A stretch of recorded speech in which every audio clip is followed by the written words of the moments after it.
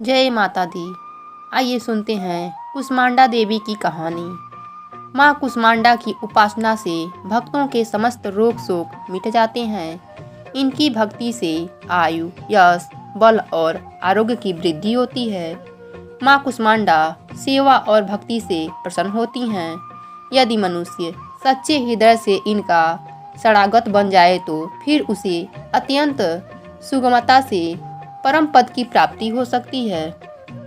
अपनी मंद हल्की हंसी के द्वारा अंड यानी ब्रह्मांड को उत्पन्न करने के कारण इस देवी को कुष्मांडा नाम से पुकारा जाता है।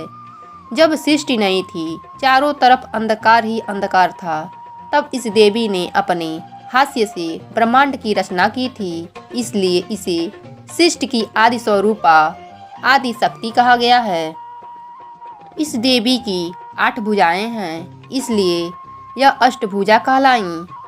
इनके 7 हाथों में कमंडल, धनुष, बाण, कमल, पुष्प, अमृतपुर कलश, चक्र तथा गदा है। 8वें हाथ में सभी सिद्धियों और निधियों को देने वाली जप माला। इस देवी का वाहन सिंह है। संस्कृत में कुम्हेने को कुष्मांडा कहते हैं, इसलिए इस देवी को कुष्मांडा। इस देवी का वास सूर्यमंडल के भीतर लोक में है।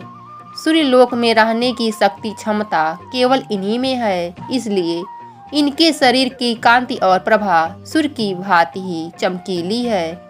इनके ही तेज से 10 दिशाएं अलौकिक है। ब्रह्मांड की सभी वस्तुओं और प्राणियों में इन्हीं का तेज व्याप्त है। आइए सुनते हैं स्कंद माता की कहानी। पहाड़ों पर रहकर सांसारिक जीवों में नव चेतना का निर्माण करने वाली स्कंद माता हैं। कहते हैं इनकी कृपा से मूढ़ भी ज्ञानी हो जाता है। स्कंद कुमार कार्तिकेय की माता के कारण इन्हें स्कंद माता नाम से अभिहित किया गया है। इनके विग्रह में भगवान स्कंद बाल रूप में इनकी गोद में विराजमान हैं। इस देवी की 4 भुजाएं हैं। दाईं तरफ की ऊपर वाली भुजा से स्कंद को गोद में पकड़े हुई हैं। नीचे वाली भुजा में कमल का पुष्प है। बाईं तरफ ऊपर वाली भुजा में वर मुद्रा में है और नीचे वाली भुजा में कमल पुष्प है। इनका वर्ण एकदम शुभ्र है।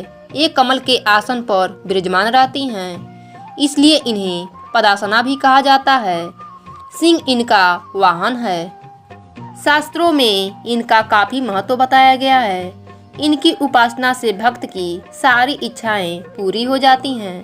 भक्त को मोक्ष मिलता है। सूर्यमंडल की सबसे बड़ी देवी होने के कारण इनका उपासक अलौकिक तेज और कांतिमय हो जाता है। मन को एकाग्र रखकर और पवित्र रखकर इस देवी की आराधना करने वाले साधक या भक्त को भव सागर पार करने में कठिनाई नहीं आती है।